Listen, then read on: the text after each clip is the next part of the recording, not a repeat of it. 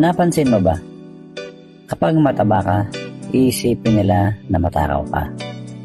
Kapag payat ka naman, iisipin nila na may sakit ka. Kapag maayos ka magdamit, iisipin nila na nagyayabang ka.